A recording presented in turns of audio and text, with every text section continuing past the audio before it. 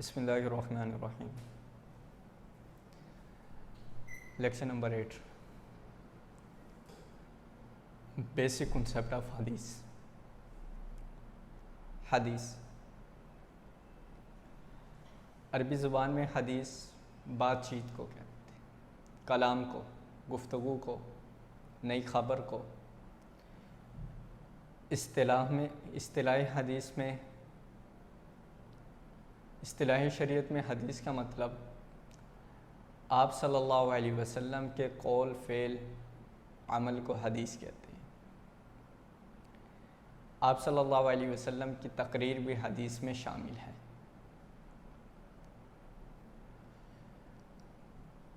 آپ صلی اللہ علیہ وسلم کے قول، فعل یا عمل کا نام حدیث ہے. حدیث کی 3 اقسام ہیں: حدیث قولی، حدیث فعلی، حدیث تقریری. حدیث قولی وہ حدیث ہوتی ہے جس میں نبی کریم صلی اللہ علیہ وسلم نے اپنی زبان مبارک سے ارشاد فرمایا ہو، جیسے انما الاعمال بالنیات، اعمال کا دار و مدار نیتوں پر ہے. حدیث فعلی اس حدیث کو کہتے ہیں جس میں نبی کریم صلی اللہ علیہ وسلم نے کوئی کام کر کر دکھایا ہو، جیسے آپ صلی اللہ علیہ وسلم نے ارشاد فرمایا صلو کما رأیتمونی اصلی، تم نماز اس طرح پڑھو جس طرح کہ میں نماز پڑھتا ہوں. حدیث تقریری ایسی حدیث جس کو آپ صلی اللہ علیہ وسلم نے نہ تو اپنی زبان سے ارشاد فرمایا ہو اور نہ نبی کریم صلی اللہ علیہ وسلم نے اپنے عمل سے کر کر دکھایا ہو، بلکہ کوئی صحابی آیا اور اس نے کوئی کام کر کر دکھایا اور نبی کریم صلی اللہ علیہ وسلم نے اس پر خاموشی اختیار کی، نہ اس کے کرنے کا حکم دیا نہ اس سے روکنے کا حکم دیا. ایسی حدیث کو حدیث تقریری کہتے ہیں. اب سنت، حدیث اور اثر میں کیا فرق ہے؟ سنت، حدیث اور اثر میں کیا فرق ہے؟ خبر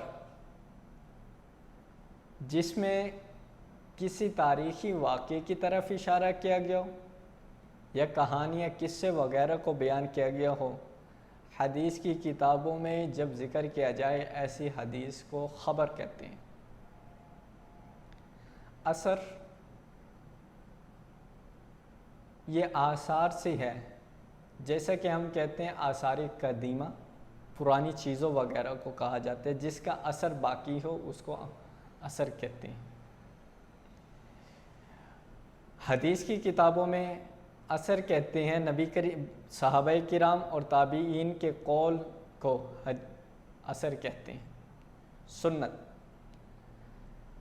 سنت کے لغوی میننگ آتا ہے راستہ، طریقہ،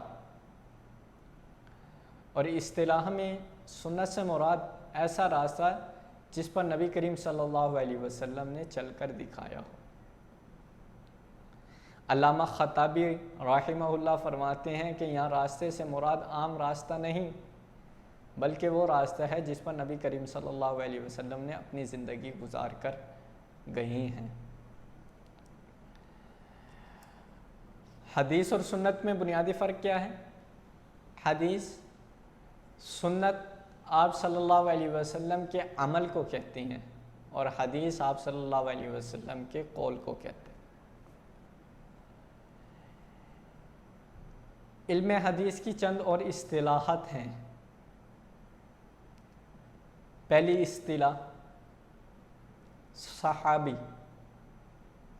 صحابی کس کو کہتے ہیں؟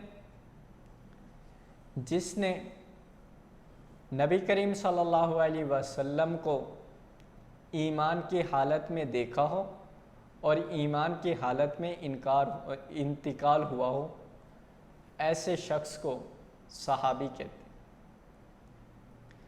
یہاں میں نے 2 کنڈیشنز لگائی ہیں۔ پہلی کنڈیشن کہ جس نے نبی کریم صلی اللہ علیہ وسلم کو ایمان کی حالت میں دیکھا ہو، سیکنڈ، اور ایمان کی حالت میں انتقال ہوا ہو۔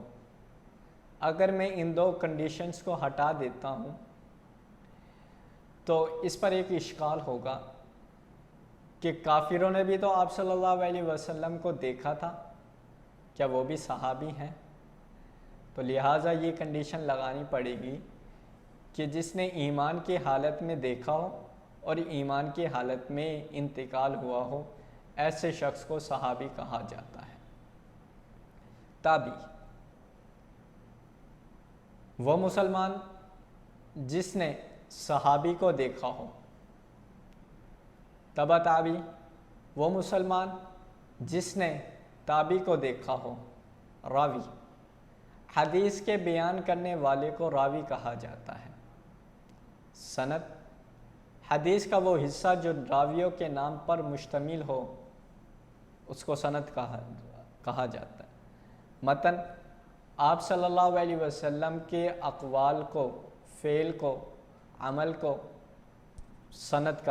متن کہا جاتا ہے۔ درایت، حدیث کی جانچ پڑتال کرنے کے لیے جو اصول مقرر کیے گئے ہیں ان کو درایت کہا جاتا ہے۔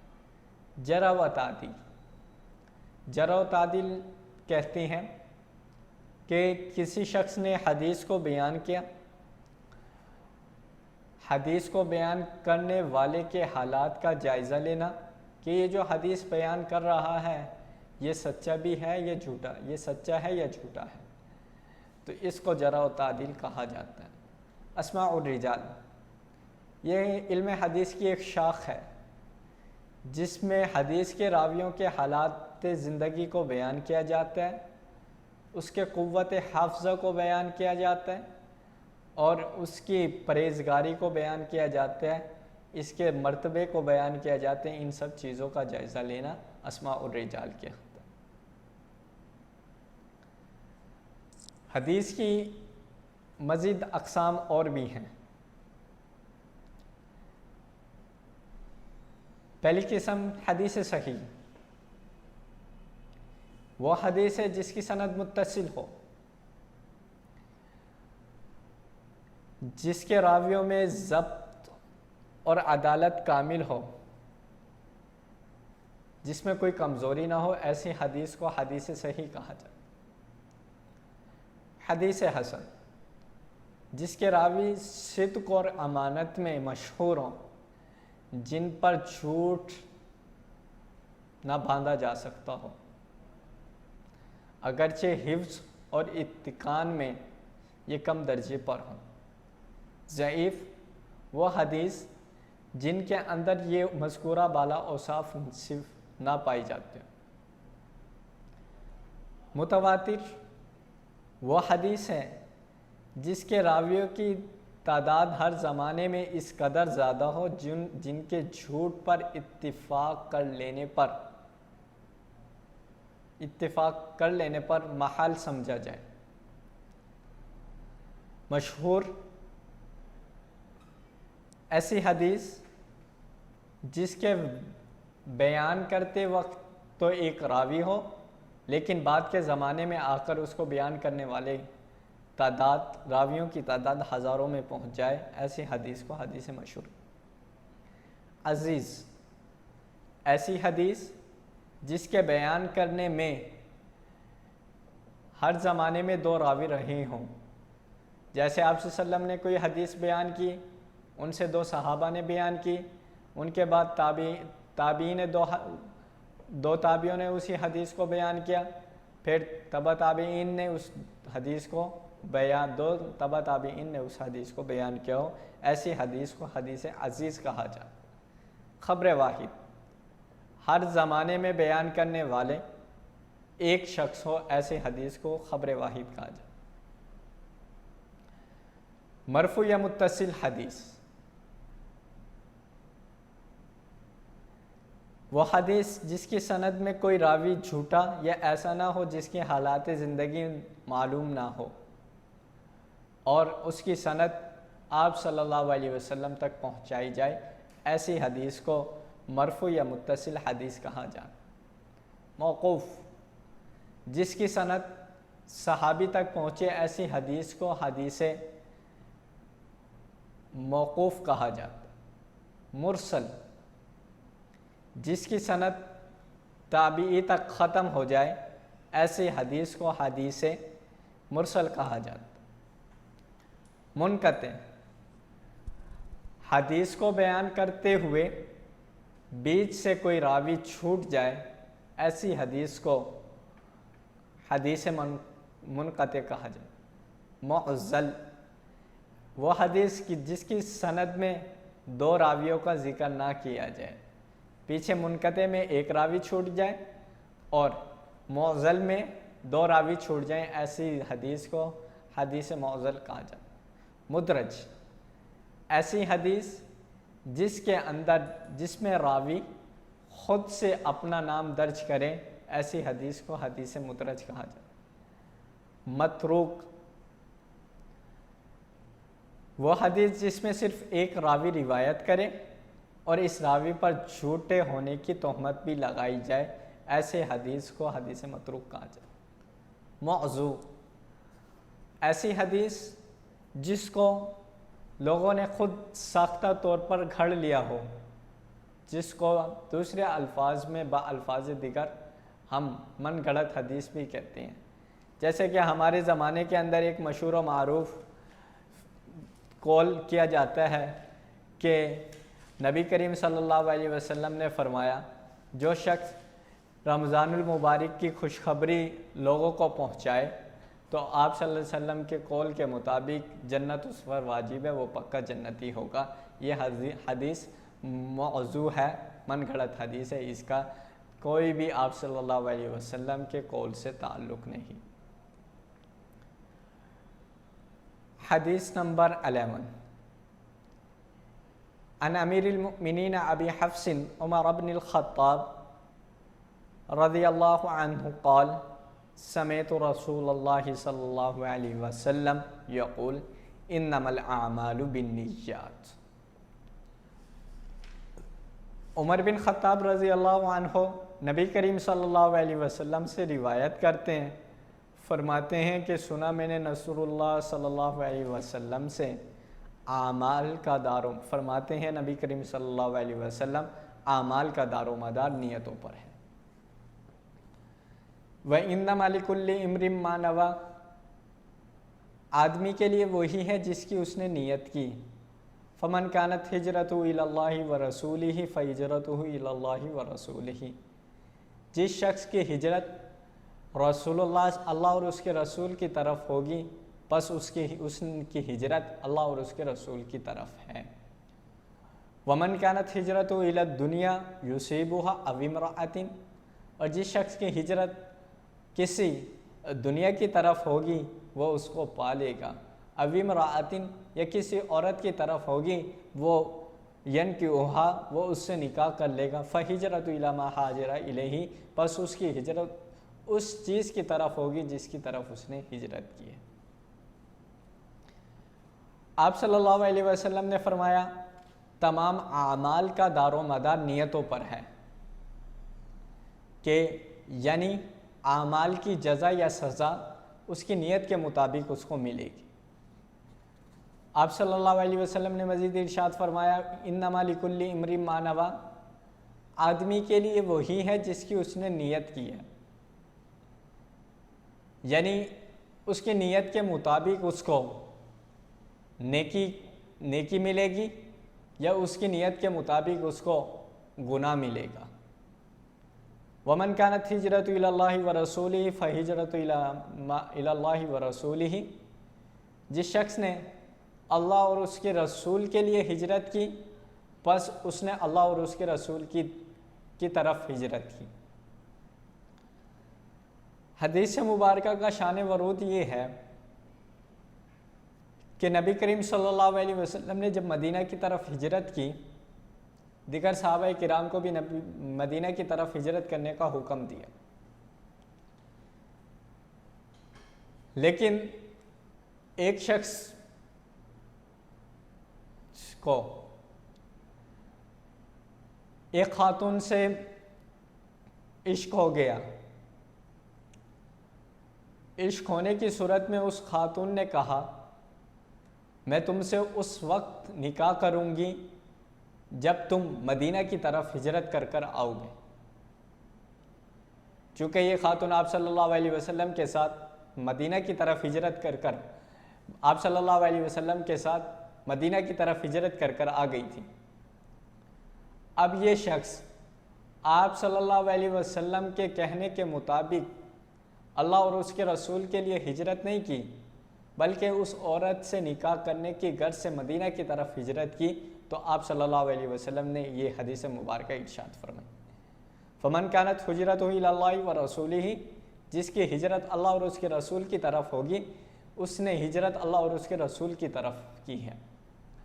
اور جس شخص کی ہجرت دنیا کے ساز و سامان کو پانے کے لیے ہوئی، یا جس شخص کی ہجرت کسی عورت کو پانے کے لیے ہوئی، تو اس نے ہجرت عورت کی طرف کی، ینکحھا، وہ اس سے نکاح کر لے گا، اس کو ہجرت کرنے کا کوئی ثواب نہیں ملے گا، اس لیے کہ اس نے اللہ اور اس کے رسول کے لیے ہجرت نہیں کی۔ تو آپ صلی اللہ علیہ وسلم نے فرمایا فَهِجْرَةُ إِلَى مَا هَاجَرَ إِلَيْهِ، اس کی ہجرت اس چیز کی طرف ہے جس کی اس نے نیت کر کر ہجرت کی ہے۔ حدیث مبارکہ 11-12 ان عثمان بن عفان رضی اللہ عنہ قال عن النبی صلی اللہ علیہ وسلم قال خیرکم من تعلم القرآن وعلمہ۔ عثمان بن عفان رضی اللہ عنہ روایت کرتے ہیں نبی کریم صلی اللہ علیہ وسلم سے، فرماتے ہیں کہ آپ صلی اللہ علیہ وسلم نے فرمایا خیرکم من تعلم القرآن وعلمہ، تم میں سے بہترین ہے، تم میں سے بہتر وہ شخص ہے جو قرآن کو سیکھے اور اس کو سکھائے۔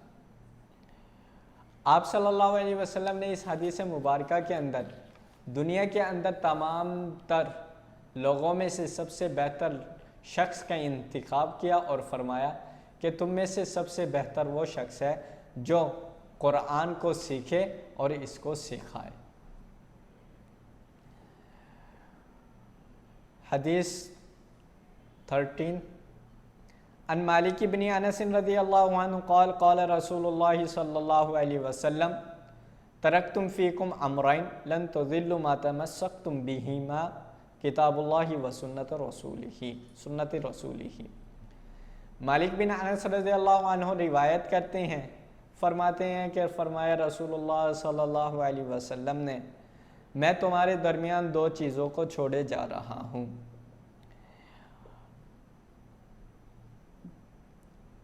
لن تضلوا ما تمسکتم بہما، تم ہرگز بھی گمراہی کا شکار نہیں ہوگے جب تک تم ان دونوں چیزوں کو مضبوطی سے تھامے رکھو گے۔ وہ دو چیزیں کیا ہیں؟ کتاب اللہ، اللہ کی کتاب، و سنت رسولہ، اور رسول اللہ صلی اللہ علیہ وسلم کی سنت۔ آپ صلی اللہ علیہ وسلم نے سن 11 ہجری کے اندر حج کیا،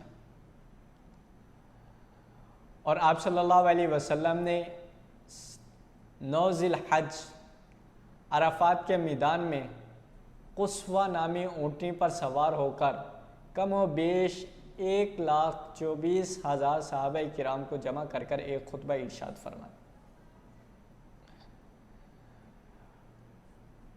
خطبے میں آپ صلی اللہ علیہ وسلم نے چند احکامات اور ارشادات دیے، انہی میں سے آپ صلی اللہ علیہ وسلم نے ارشاد فرمایا، جب آپ صلی اللہ علیہ وسلم نے خطبہ دیا تو صحابہ کرام کو محسوس ہونے لگا کہ یہ خطبہ آپ صلی اللہ علیہ وسلم کا آخری خطبہ ہے، اس کے بعد آپ صلی اللہ علیہ وسلم ہم سے دوبارہ کبھی خطاب نہیں فرمائیں۔ تو آپ صلی اللہ علیہ وسلم کو فرمانے لگے یا رسول اللہ ہمیں مزید نصیحت و وصیت فرمائیں۔ آپ صلی اللہ علیہ وسلم نے مزید ارشاد فرمایا میں تم کو 2 چیزیں تمہارے درمیان چھوڑے جا رہا ہوں، اگر تم ان دو چیزوں کو مضبوطی سے تھامے رکھو گے کبھی بھی گمراہی کا شکار نہیں ہو۔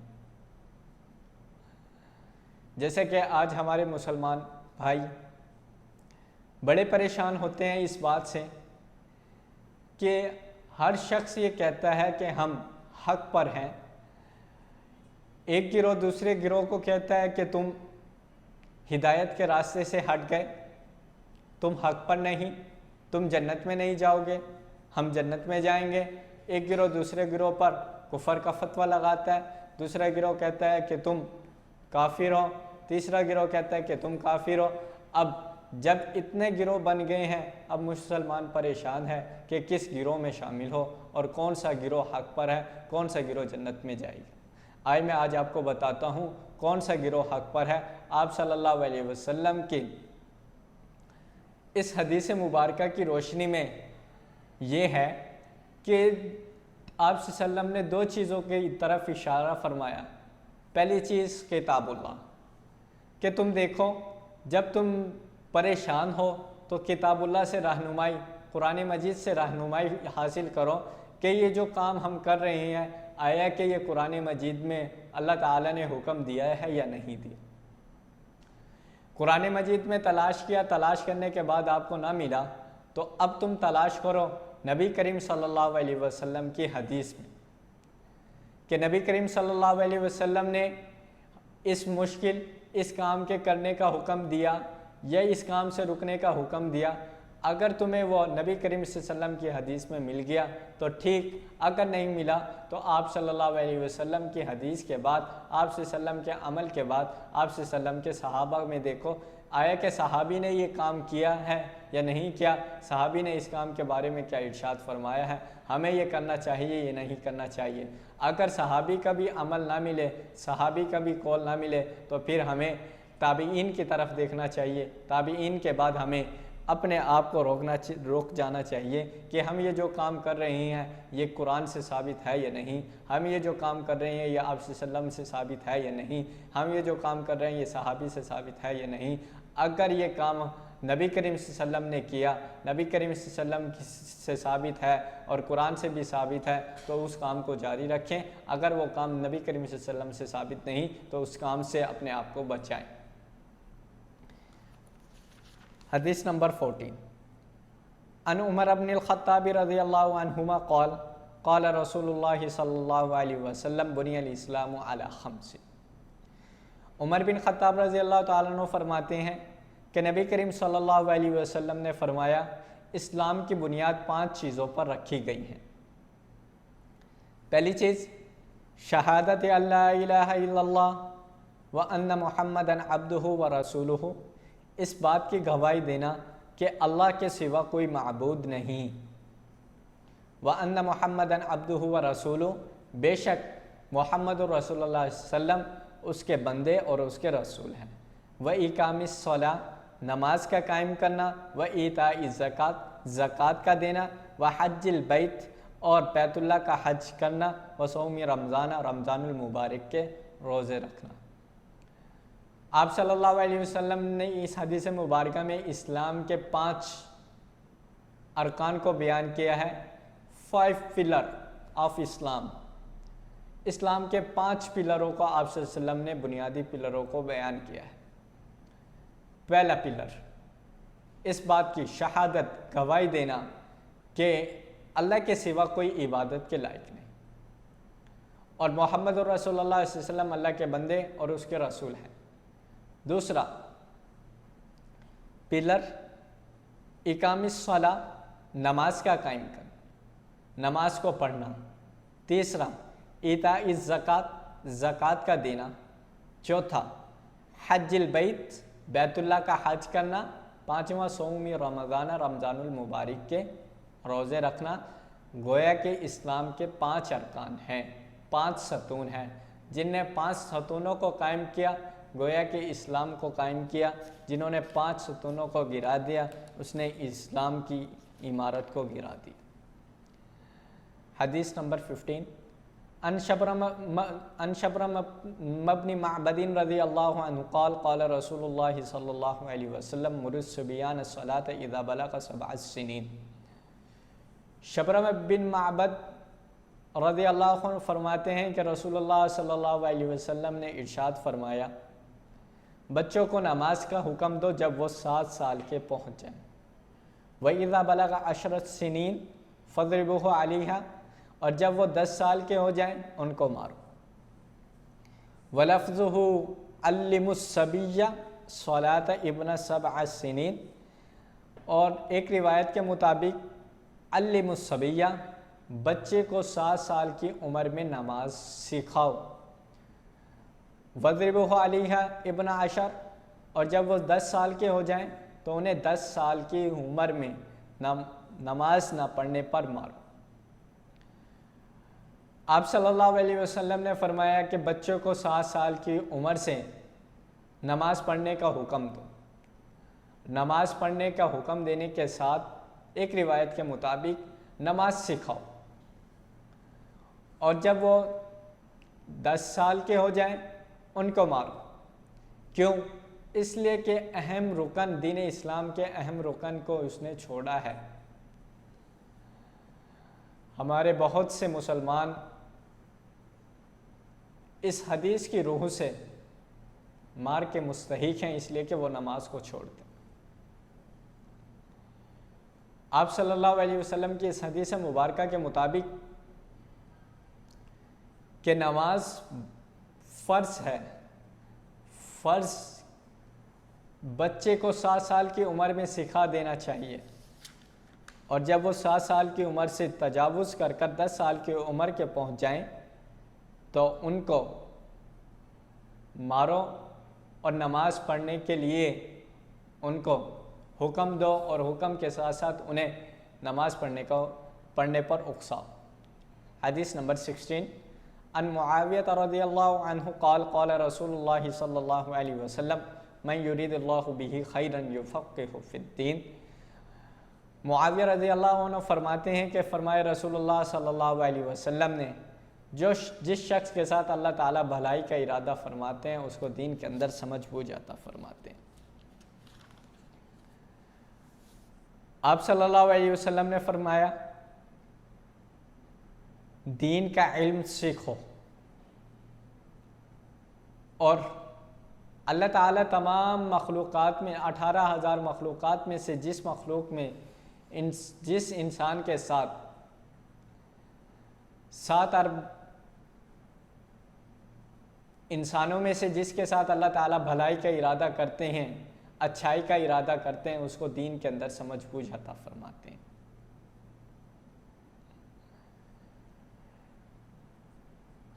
آج کے لیے اتنا ہی۔ نیکسٹ لیکچر میں انشاءاللہ حدیث نمبر 17 پڑھیں گے، اس کی ٹرانسلیٹ کریں گے اور تشریح کریں گے۔